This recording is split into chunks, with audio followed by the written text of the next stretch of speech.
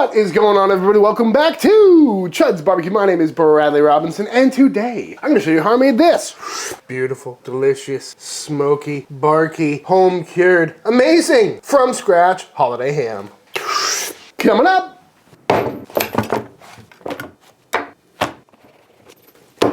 This is a ham. Oh, she heavy. Pat it dry.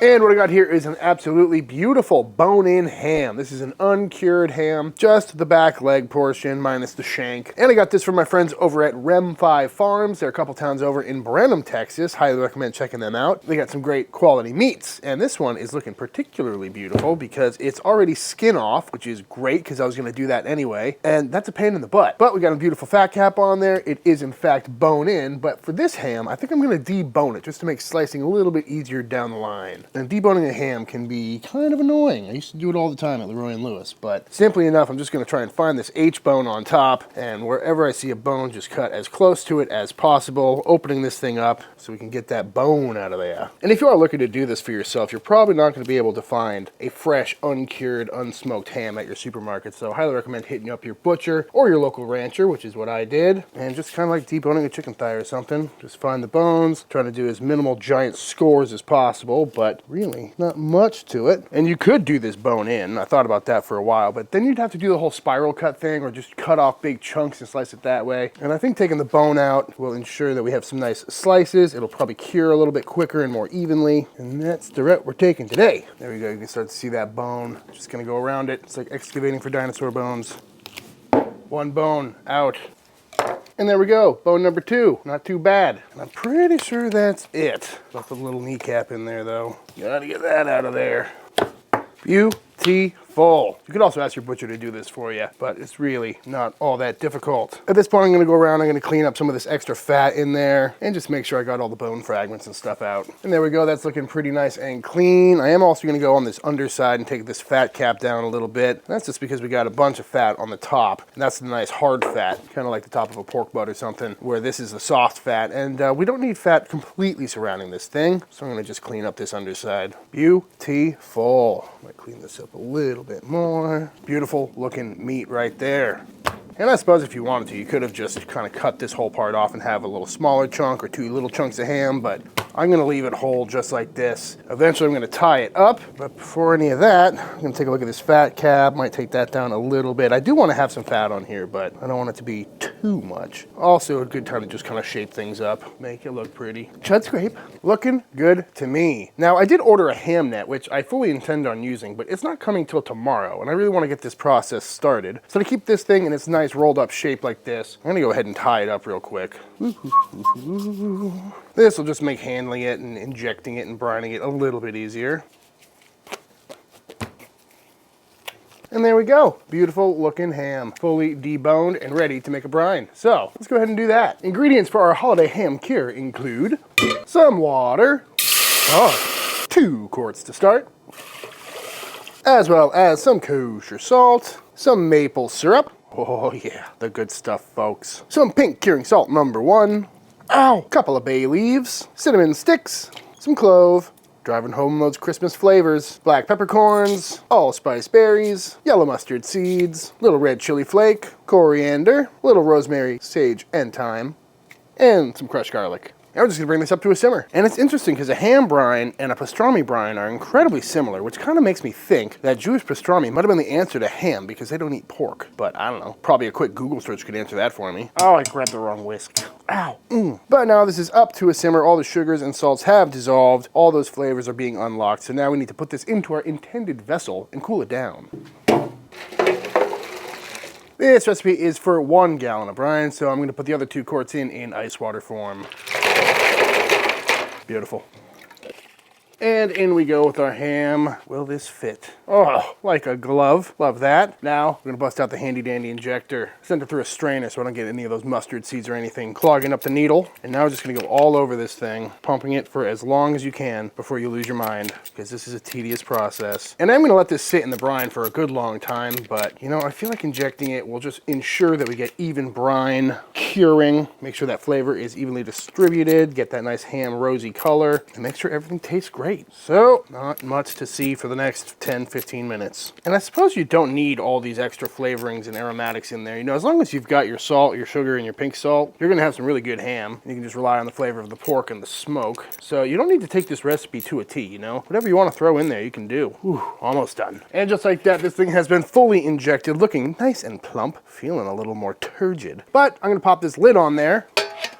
Ooh, probably put some weight on that. We're gonna let this cure for about 10 days. But I will most likely see you tomorrow when I put that netting on. All right, it's a couple days later. Checking in on this ham here. Ooh, this is heavy. And my ham net finally came in, so we're gonna wrap this up and see if this works. Which, honestly, I don't think it will, because it's already been curing for a couple days, so it's not nearly as malleable. And I'm not sure if this is gonna stretch big enough, but I figured, hey, I already bought it, so let's give it a try. Oh, this is tricky. And just like that, into the bag. I also took the strings off while I was wrapping this up. And now I'm just gonna kind of twist it around a little bit, make it nice and tight. And I don't think this is entirely necessary, but it'll look cool and hopefully keep it together and plump it up a little bit. And there we go, nicely tied up. I took some butcher's twine and tied these knots, and that's looking a lot more like a traditional holiday ham. So back in the brine we go for the rest of the 10 days. So I'll see you in about a week.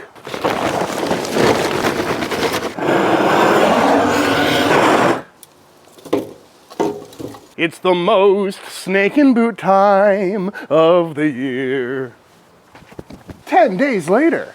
This ham is looking absolutely beautiful, fully cured. Loving the shape of it, loving the look of it too. It's looking like a classic ham, you know? Nicely tied up. You can see that meat's looking really red. And I took this out of the brine this morning, poured that out, and I gave it a nice rinse to get all the berries and seeds and cinnamon sticks and everything off of it, as well as any extra brine or salt or sugar, or, you know, just basically cleaned it up a bit. And at this stage, you've got several options. You know, I've been debating all day whether or not I'm gonna cold smoke this, hot smoke this, somewhere in the middle. You know, part of me wants to stick this on the pellet grill with the smoke tube and just get it really nice and smoky for like a 9-hour cook or something, then bring it up kind of like I would with a sausage. But at the same time, I'm going to double smoke this. So today I'm just going to add some smoke flavor and bring it up to about 150, 160 internal. And then I'm going to bring it home for the holidays, reheat it and glaze it for a nice Christmas dinner. And I don't want it to get too smoky. So I think I'm going to just pop it on the offset, which I just fired up, by the way. Simply got a small bed of charcoal in there, 2 relatively small logs, which should bring this pit up to about 200 degrees. And I think that's where I'm going to rock it, right around 200, maybe 225. So it's low and slow, nice and smoky, but it won't take 15 hours to get this thing up to temp.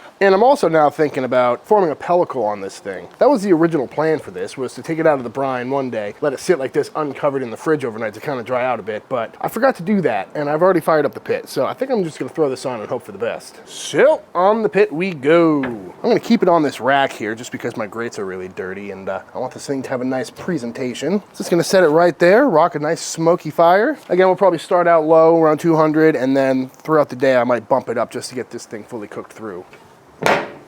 All right, Joe, we're about 6 hours into this ham cook here, and it is looking absolutely beautiful. Very happy with that color, holding its shape nicely, but this thing is taking a long time to cook. We're at 125 internal right now. These brined items take a long time to cook, but I rocked it pretty low, around 200, 225 for the first few hours, and then for the last couple hours, I bumped it up to 250, 275, and I might even go a little hotter because it's been a long time and I want this to be done. So probably gonna crank the temps up to around 275 and rock this thing until it comes up to temp, which is gonna be around 150, maybe 160, but I'll see you then. After a very long time on the smoker, this ham is coming off and looking absolutely beautiful. I mean, just look at the color on that, held together great, and I'm just very impressed. I can't believe I made this, you know? Very happy. But at this point, I've already let it cool down for a while, but I'm gonna cool it down in the fridge, probably overnight, and then tomorrow I'm gonna vac seal it, because if I vac seal it when it's hot, it might suck out a bunch of juices or be weird, I don't know. But yeah, a big piece of ham like this takes a long time to smoke. So I'll see you once this is fully sealed. And just like that, folks, I've made it home for the holidays. Mom, how's it going? It's going great. Welcome home, Bradley. Merry Christmas. How's that puzzle coming? It's got a ways to go. Josephine, hello. Got a beautiful fire. And clam dip. Dip, Domino's, Brooke, how you feeling? I'm losing. I like this dip so much, it's my dog's middle name. That's facts. And of course, as always, I had to fly with a big hunk of meat, and this is our beautiful ham. Made it through safe. It was still frozen when I got here. It's been in the fridge for a couple days, so it's nicely thawed out, but now I'm gonna bust this out of its packaging, throw it on the old Chud box. That's right, there's a whole new Chud box here. Get it heated through and have it for dinner. How you doing, Dad? Great, Brad. How are you? Good. What are you making? Martinis. Ooh, don't mind if I do. A lovely December day here in New Hampshire. And unfortunately this year, there's no snow and it doesn't look like we're gonna get any. But I guess we'll have to see how the weather pans out. Still pretty chilly. I think it's like 25 or something right now. But luckily, we're about to start a fire. Finally got a Chud box at the New Hampshire home. Looking very nice. I've been cooking on it quite a bit the last couple days. But we're gonna throw some Fogo charcoal in there.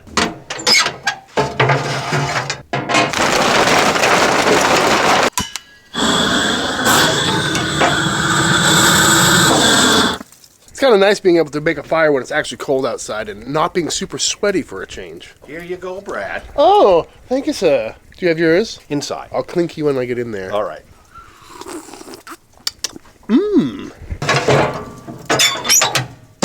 Doing an indirect setup, so I got a pile of coals on this side. Gonna put the ham over here. This is what it's looking like. Still wrapped in plastic, but it's time to throw it on. And there she is in all her glory. Must say, I'm very pleased with how this is looking. You know, that string on there looks super cool. That fat cap feels nicely rendered. Beautiful color on that. So, on we go. And I am a little concerned about this getting too dark, but that might be unavoidable. But I'm going to try and keep this fire burning nice and clean, which should be easy because it's just charcoal, no wood. And we're just going to let it slowly come up to temp. But honestly, I have no idea how long it's going to take to get that thing hot. I did pull it out of the fridge a couple hours ago, so it should be room temp by now, so hopefully not too long. Again, we're just trying to get it up to like 150, so it's nice and warm when we slice into it. But for now, I think it's time to go play another round of dominoes and start thinking about if we're going to glaze this thing or not. How's this round looking? Better. Yeah, I'm not sure if I'm going to be able to do this, but There's a snake in my boot. what do you think? It's so cute. I've never seen one in person before. Well, if you had a backyard, I'd give you one. Well, I'd give it to you at cost, I mean. Looking pretty good, though. Wow. Did you put it in a little bag? Yeah, it's a little ham net. Is it called a ham sack? It is now. So we are down to our last round of dominoes. I am still in dead last, but luckily, Brooke is also tied for dead last. How are you feeling about that?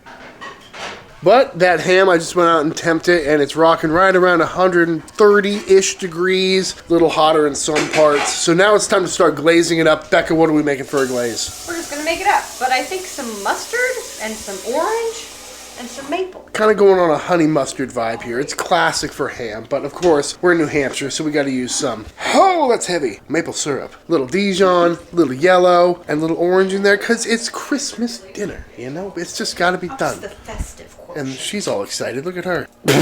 I'm going to steam the peas. You're gonna what? Steam the peas. Oh, you're making peas? That's a good ham side dish right there. And we need to cook the mac and cheese. What is the Grey Poupon slogan? I can't think of it. Excuse me, sir. Do you happen to have any Grey Poupon? The easiest part about making a honey mustard, or in this case a maple mustard, it's really just two ingredients. You know, it's your sweet and it's your mustard, and you just kind of mix it and taste it. But you have to add both yellow and Dijon because it makes it the cooler color. It's all about the color, folks, even though it's going to be cooked onto a ham. Could you play with louder dishes, please? I'm sorry, but the peas will be green, and that's a Christmas color. That's true, that's true. And just like that, folks, it's a Christmas miracle. I'm not sure if you can see it, but there is the slightest flurry of snow coming down right now. Can you see it? It's so slight. Anyway, let's glaze up this ham. Ooh, loving the color on that. So for the next probably 30 minutes or so, I'm just going to come out here every 10 minutes and just paint on a nice little glaze. Just to add some sweetness, cook it on an exterior, and add some lovely flavor. All right, folks, and off the pit this thing comes, looking absolutely beautiful. Nice glaze on there, smelling fantastic. And I probably should have taken the strings off before I glazed it, but I was super distracted with dominoes, and we'll see how that affects the final presentation here. But that's the first thing I'm going to do, is just kind of snip this off. Snip the tip. Just the tip. And honestly, I'm kind of liking the way that looks. Oh no, I spoke too soon. Pulling some of the fat with it. But that's okay, folks. I was really hoping that we'd get this nice checkerboard pattern, but I didn't think about the stickage. Oh God, it's getting worse, Becca. Oh, we lost a lot. You know what, folks? This is my first ham. Sometimes you gotta live and learn. Oh, it's so sticky. All we gotta do is, whoop. And there we have it, folks. Looking pretty good. Definitely should have taken the string off. I like the way that looks with that checkerboard pattern, but it pulled a bunch of the skin and the fat off of it. So you do you. Next time, I'll probably take it off and glaze it. But let's slice into this thing and see how it looks. Oh, looking pretty hammy to me. I was hoping that would fill in a little bit more, but it is what it is. It'll still slice up very nice. Beautiful fat cap on the exterior. Gotta say, folks, it's looking pretty good. It's looking pretty pink. I honestly thought it'd be a little bit pinker than that, but that might just be the lighting. And we got some beautiful smoky color, nice glaze, nice fat render, fully cooked, fully cured, and I think it's time to dive on in. All right, let's take a few slices out of this bad Larry. Nice and thin. Downside is, when it's smoked nice and hot and sticky, it's very hot and sticky. Does smell good though. I'm also going to take off this end cap here for some nice, fatty, juicy ham burn ends. Got the most flavor. Father, Yes. Would you like to come taste one of these little ham burn ends? Oh, yes.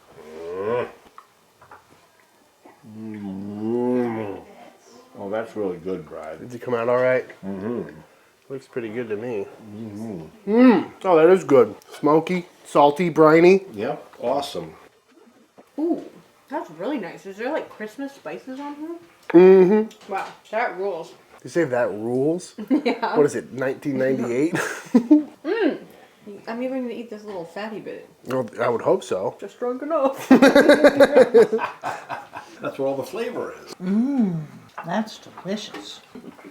I can't believe you guys are taking bites out of these very mini bite-sized pieces. Oh, I got nervous about the fat. Bite-sized for me is 2 or 3 bites for Mom. Nice job on the glaze. too, Flavor. Becca. What do you think? The flavor is there. It has permeated. Love it! Let's eat. Brad, you want some wine? I would love some. Oh, we're going to enjoy the rest of this off camera. Brooke, how was the ham? It was delicious. I loved it. Yeah. Clean plate. I loved it. One thing we were talking about is it's not often you get a ham that's actually smoked and brined with actual smoke, you know, no liquid smoke, none of that, and it's very good. So, homemade ham, would you say it's worth doing? I loved it. It was delicious. I'd say so. Pretty fun project. Great way to feed a crowd. There But is one way to find out. what's that? We could do the official taste test. Without further ado, folks.